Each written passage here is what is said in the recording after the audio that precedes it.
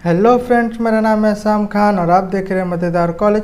Previous lecture में हमने बात किया था लॉ ऑफ सप्लाई, उसके अजम्पशन और एक्सेप्शन के बारे में। आज के इस लेक्चर में हम बात करने वाले हैं variation and changes in supply के बारे में। तो चलिए सबसे पहले हम जान लेते हैं कि वेरिएशन क्या होता है। C variation in supply, C when supply of commodity increases or decreases due to change in its price, other factor remain constant, it is known as variation in supply. It can be of two types. So children, variation supply क्या होता है? जब कोई भी commodity का supply या तो घट जाता है या तो बढ़ जाता है। किसके कारण? प्राइस के कारण। ये बात समझ में, मतलब जब प्राइस चेंज होता है और उसके वजह से जब हमारा सप्लाई जो है कमोडिटी घटता है या बढ़ता है तो उसे हम कहते हैं वेरिएशन इन सप्लाई। आई बात समझ में, मतलब जब प्राइस में चेंज आता है और अगर सप्लाई में भी चेंज आएगा, यानी कि सप्लाई घटेगा या बढ़ेगा, उसे हम क्या कहेंगे? Variation in supply. ओके, अब वेरिएशन सप्लाई जो चिल्ड्रन वो दो टाइप के हैं। ओके, सी सबसे पहला आता है expansion of supply. See expansion of supply refers to rise in quantity supply due to rise in price alone, है ना। वेरिएशन सप्लाई में दो चीज़ें हैं, दो टाइप है। सबसे पहला आता है एक्सपांशन ऑफ सप्लाई। अब एक्सपांशन ऑफ सप्लाई क्या होता है कि जब प्राइस क्वांटिटी बढ़ता है, क्वांटिटी किसके कारण बढ़ता है? जब प्राइस बढ़ता है। आई बात समझ में, यानी कि जब प्राइस बढ़ेगा और हमारा क्वांटिटी भी बढ़ेगा तो उसे हम कहेंगे एक्सपांशन ऑफ सप्लाई। ठीक है, चलिए इसे हम एक डायग्राम से समझते हैं। सी मान लो ये हमारा P हमारा क्या है? प्राइस, और Q हमारा क्या है? Quantity demand. ठीक है, अब क्या बोला है कि यहाँ पे क्वांटिटी जो है बढ़ेगा, किसके कारण बढ़ेगा? प्राइस के कारण। तो देखिए यहाँ पे हमारा क्वांटिटी बढ़ा। आई बात समझ में, किसके कारण बढ़ा? प्राइस के कारण। तो हमारा डायग्राम कुछ इस तरह से बनेगा चिल्ड्रन, है ना। आई बात समझ में। चलिए, सो supply move in upward direction on the same supply curve. तो देखिए जो हमारा सप्लाई है, ठीक है, सप्लाई वो कैसा जाएगा? ऊपर की तरफ जाएगा।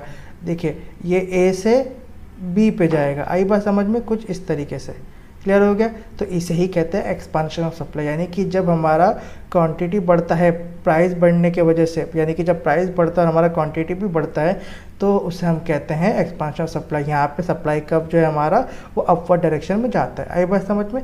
तो दूसरा जो टाइप है चिल्ड्रन, उसे हम कहते हैं contraction of supply. See contraction of supply refers to fall in supply due to fall in price alone, यानी कि जब प्राइस कम होने की वजह से अगर सप्लाई भी कम होता है तो उसे हम कहते हैं कॉन्ट्रैक्शन ऑफ सप्लाई। आई बात समझ में। चलिए इसे भी हम डायग्राम से समझते हैं। सी ये हमारा क्या है?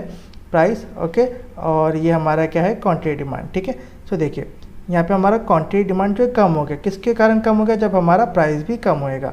आई बात समझ में। देखो यहाँ पे क्या होगा? Fall in supply. क्यों fall in supply? Due to fall in price alone. सिर्फ प्राइस के गिरने की वजह से अगर सप्लाई भी हमारा क्या होगा? कम हो गया।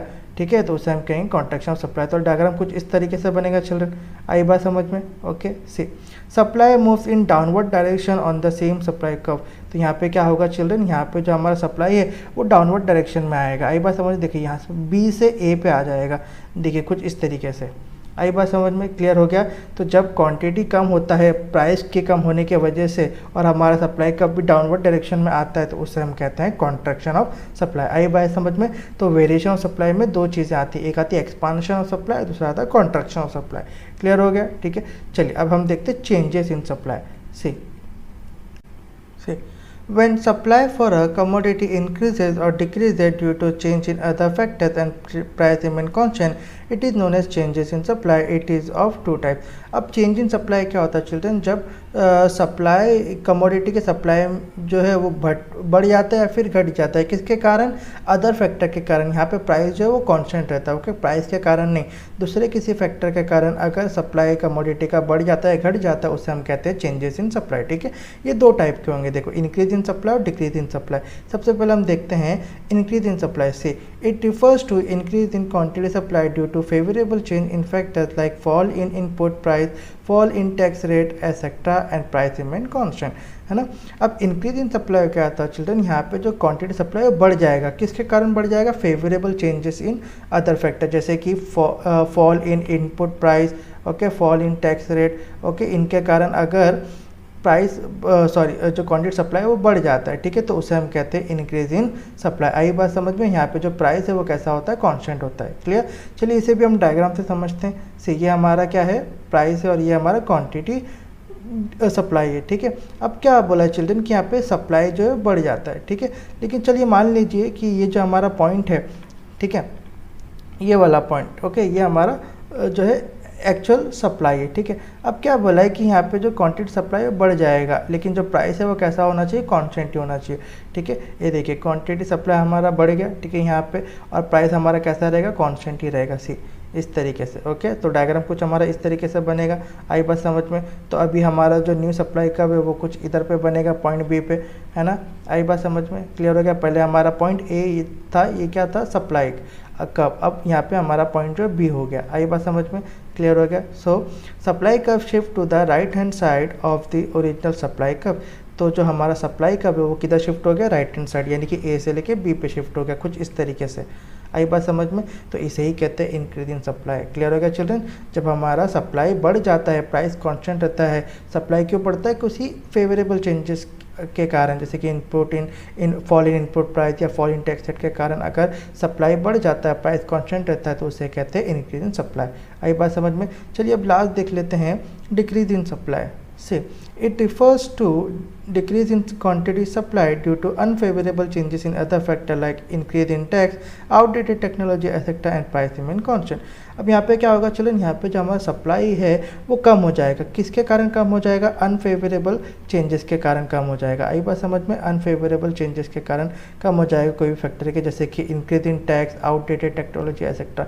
अगर इनके कारण हमारा सप्लाई जो है कम हो जाता है, डिक्रीज हो जाता है, तो उसे हम कहते हैं डिक्रीज इन सप्लाई। लेकिन यहाँ पे प्राइस कैसा होता है, कांस्टेंट होता है, आई बात समझ में।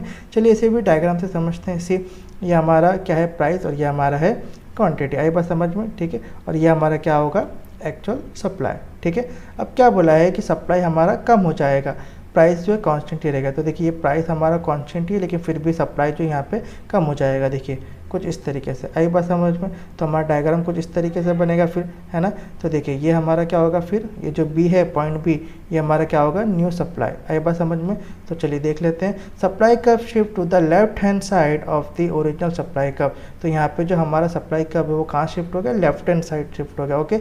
मतलब क्या कि मतलब हमारा जो सप्लाई कब है चिल्ड्रन वो ए से लेके बी पे शिफ्ट होगा, कुछ इस तरीके से, आई बात समझ में। तो इसे ही कहते हैं डिक्रीज इन सप्लाई, आई बात समझ में, क्लियर हो गया। इंक्रीज इन सप्लाई में राइट हैंड साइड शिफ्ट होता है सप्लाई कब, और डिक्रीज इन सप्लाई में लेफ्ट हैंड साइड शिफ्ट होता है, क्लियर हो गया। तो वेरिएशन इन चेंजेस में हमने देखा expansion and contraction of supply, और चेंजेस इन सप्लाई में देखा हमने इंक्रीज और decrease in supply, okay. So I hope children आपको आज का लेक्चर समझ में आ गया होगा। अगर आपको आज का लेक्चर समझ में आया तो आप इस वीडियो को अपने फ्रेंड के साथ लाइक शेयर सब्सक्राइब करिए। मैं मिलूंगा आपसे नेक्स्ट लेक्चर में, तब तक अपना ख्याल रखें।